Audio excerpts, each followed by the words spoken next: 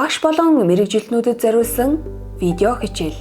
Хүүхдийн хараа шалгах энэхүү үйл ажиллагаа нь нүдний холын хараа, ойрын хараа, стерео хараа гэсэн 3 удаагийн үйлдэлээр явагдана. Холын хараа шалгах. Холын хараа шалгахад дараах зүйлсийг ашиглана. Холын хараа шалгах хүснэгт хэмжилт хийх метр, нүдний хаалт, яад өрснүүдийг агуулсан хүснэгт бүртгэлийн хуудас бэлдсэн байх хэрэгтэй. Гэрэлтүүлэг сайтай өрөөнд хүүхдийг суулган хараа шалгах хүснэгтийг хүүхдийн нүдний түвшинд 3 метрийн зайтай байрлуулна. Харах дүрс бүхий хэрэглэгдэхүүн болон хүүхэд байрлах зайг хэмжилтхийн харуулж байна. За одоо метр бол ингээ 3 метр байгаа. Энэ хүүхдийн маань энэ нүдний чихт ингээд яг энэ байр нүд эцсийнх нь энэ метр 3 метр нь бол ингэж байрлсан байх ёстой. Дүрс бүхий хэрэглэгдэхүүнээ хүүхдийнхээ яг ингээ сууж байгаа харааны түвшинд мөн ингэж байрлуулах ёстой байдаг. Хэрвээ хүүхэд харааны шил зүүдэг бол үзлэхийн үеэр зөөлгөнө. Эхлээд хүүхдэд байшин, дугуй, алим, дөрвөлжин дүрсийг таниулна. Энэ ямар дүрс вэ? Байшин дүрс. Энэ ямар дүрс вэ? Дугуй дүрс. Энэ ямар дүрс вэ? Алим дүрс. Энэ ямар дүрс вэ? Дөрвөлжин дүрс. Хэрэв хүүхэд дүрсээ хэлж чадахгүй бол харгалзах дүрснүүдийг өргүүлнэ. Дадлагын хүснэгтээр харааг эхлээд шалгана. Дадлагын хүснэгтийг аль нэг нүдийг халахлахгүйгээр хоёр нүдээр харуулан дүрсийг хэлүүлнэ. Үүний дараагаар баруун нүдийг эхэлж шалгана. Баруун нүдийг шалгахдаа зүүн нүдний өмнө хаалтыг бариулна.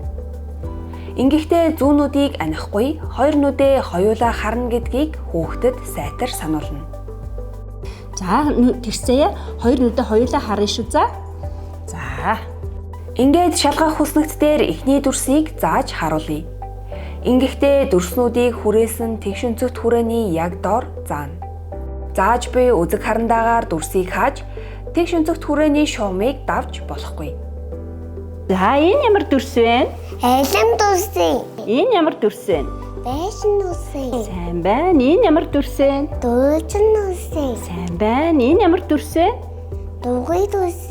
Сайн байна. Хараа шалгах явцад хүүхэд зөв буруу хэлсэн аль ч тохиолдолд байнга урамшуулж байх хэрэгтэй. Хүүхэд игнэнд байгаа 5 дүрснээс дор хаяж 4-ийг зөв нэрлэвэл та үзлэгийн бүртгэлд баруун нүдний холын хараа тэнцсэн гэж тэмдэглэнэ. Хэрвээ хүүхэд 2 буюу түүнээс дээш алдвал баруун нүдний холын хараа тэнцээгүй гэж тэмдэглэнэ.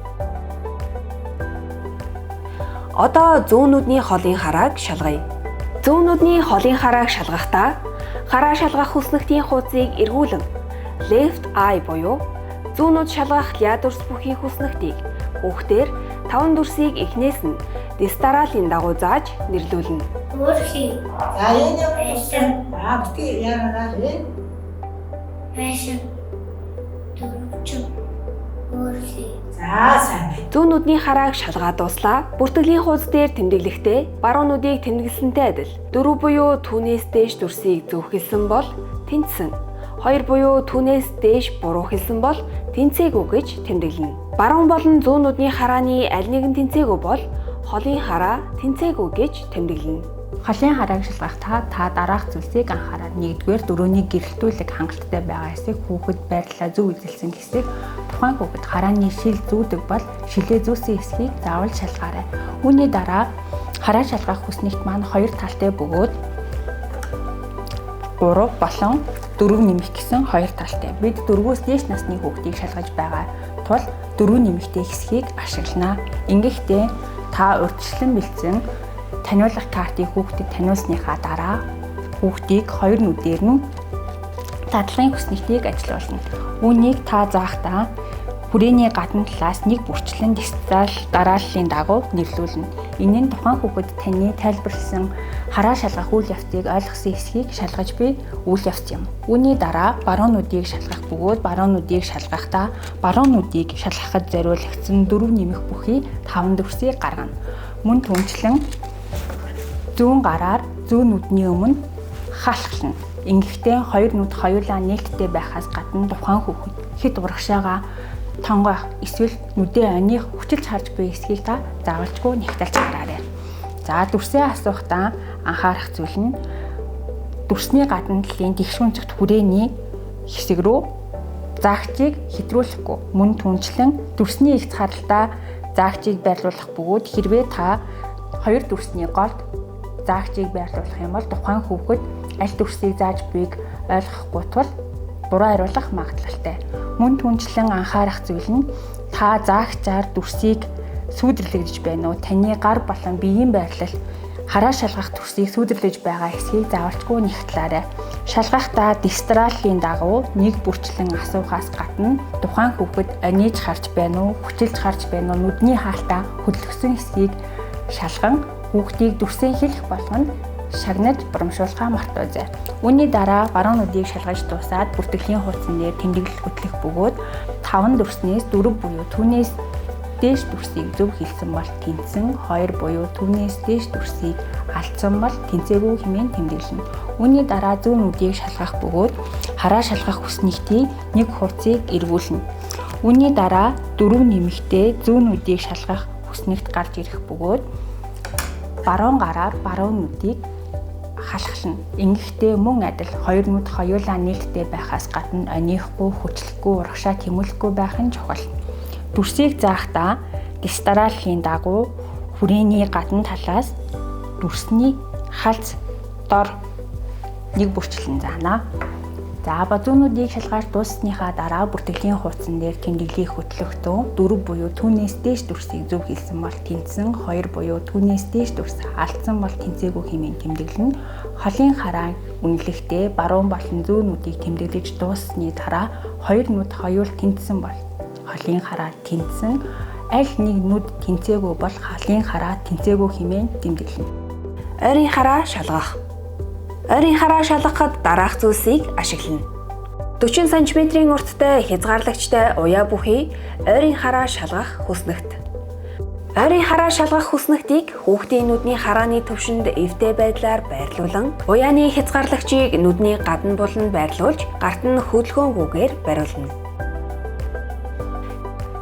Хэрвээ хүүхэд харааны шил зүүдэг бол үзлэгийн үеэр шилийг нь зүүлгэнэ. Хүүхэд 4-5 насны хүүхэд бол 6 карцхан 12-ыг нээни. 1-3 дугаар ангийн хүүхэд бол 6 карцхан 9.5-ыг нээни. Яд дүрснүүдийг ашиглан тестийг авна. Дуугай дүүсээ. Бэшин дүүсээ. За сайн байна. Хараа шалгах явцад хүүхэд зөв буруу хэлсэн альж тохиолдолд байнга урамшуулж байх хэрэгтэй. Ойрын хараа шалгаад дууслаа. Бүртгэх хуудсан дээр бүртгэлээ хийнэ. Хүүхэд игнэнд байгаа 5 дүрснээс дор хаяж 4-ийг зөв нэрлэвэл та үзлэгийн бүртгэлд ойрын хараа тэнцсэн гэж тэмдэглэнэ. Хэрвээ хүүхэд 2 буюу түүнээс дээш алдвал ойрын хараа тэнцээгүй гэж тэмдэглэнэ. Ойрын харааг шалгахдаа анхаарах зүйлс. Ойрын харааг шалгахдаа өрөөний гэрэлтүүлгээс гадна тухайн хүүхэд мөн адил харааны шилээ зөв нь 2 нүдэрээ шалгуулна.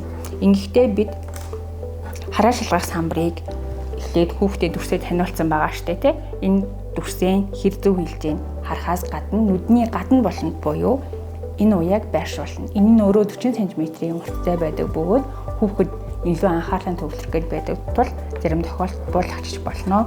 За дүрсийг заахдаа 6-9.5-тэй эгнийг 4-өөс дээш насны хүүхдүүдэд зориулсан тул энэхүү мөрийг ашиглана. Энэ мөр нь 3 баганд 3 янзын дүрс байгаа бөгөөд та аль чигнэний дүрсийг сонгон асууж болно. За асуухдаа 6.5-ийн игнэний 5 дүрсийг хүснэгтний хүрээг нэгдүгээр давуулахгүй, хоёрдугаар яг ихц харалтаа нэг бүрчлэн дистралийн дагуу асуунаа. Ингэхдээ заагчийг сонгохдоо аль болох нарийн эвтэйхэн үзүүргүй тал бүс хэрэг үзүүлгийг сонгоорой. Ойрын харааг шалгаж дууссаны дараа ойрын харааг үнэлэхдээ 4 буюу түүнээс дээш дүрсийг зөв хэлсэн бол тэнцэн, 2 буюу түүнээс дээш дүрсийг алдах юм бол тэнцээгүй хэмээн тэмдэглэнэ. Стерео хараа шалгах. Стерео хараа шалгахад дараах зүйлсийг ашиглана. Тусгай зориулалтын нүдний шил. Инээмсэглэн царай бүхий А карт. Энэ нь хүүхдийн олж харж зөв хариулах дүрстэй тайлбар карт юм. Инээмсэглэн царай стерео дүрсээр харагдах D карт. Энэ нь хүүхэд шил зүүн инээмсэглэн царайг олж харах түлхүүр карт юм. Хоосон карт. Үүнийг тестийн явцад бусад картуудтай зэрэгцүүлэн харуулж сонгуулахад ашиглана. Метр. Хүүхэд харааны шил зүүдэг бол шилийг давхар зүлгэнэ.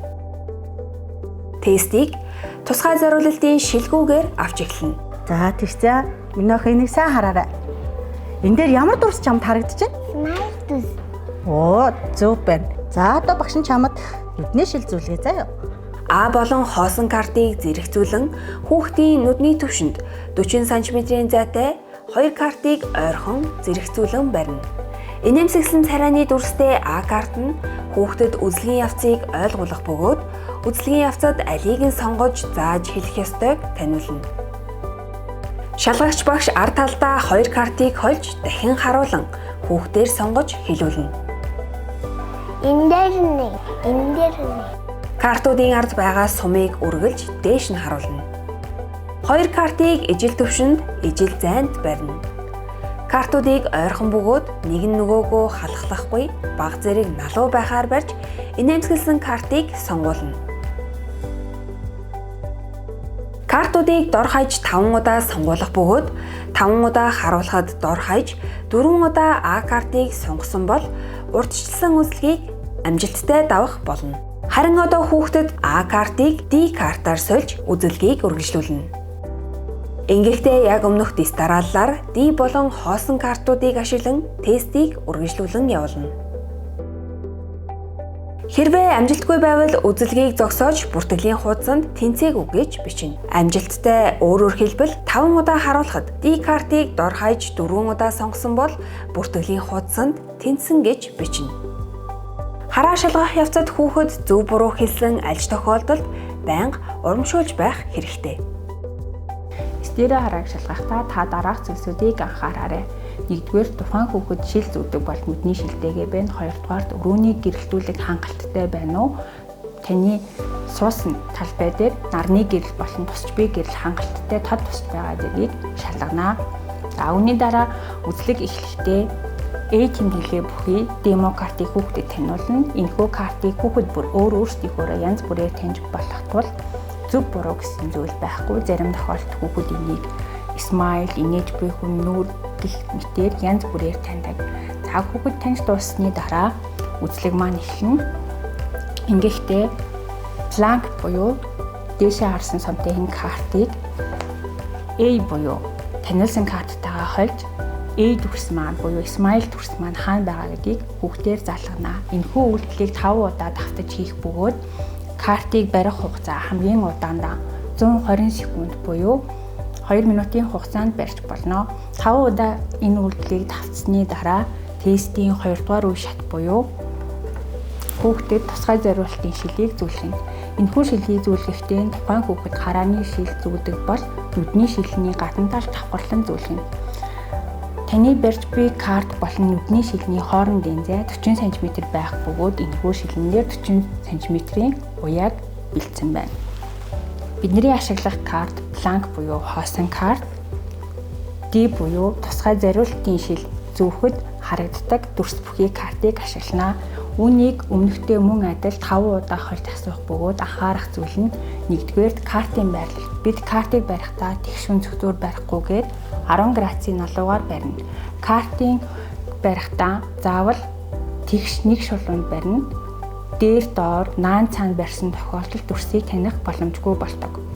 Дараагийн нэг анхаарах зүйл нь картны ирмэг болон уртлын хэсэг рүү аль болох хуруугаа оруулахгүй байвал зүгээр. Хэрвээ тухайн картны уртлын нүүр хэсэг гэмцэн тохиолдолд картыг таних боломжгүй болдог. За картыг 5 удаа холиод хүүхдээс асууж дууссаны дараа 4 буюу түүнээс дээш удаа D дүрс бүхий картыг зөв олсон бол тэнцсэн гэж тэмдэглэн. Хэрвээ 2 буюу түүнээс дээш удаа D дүрсийг зөв олоогүй бол тэнцээгүй хэмээн тэмдэглэнэ.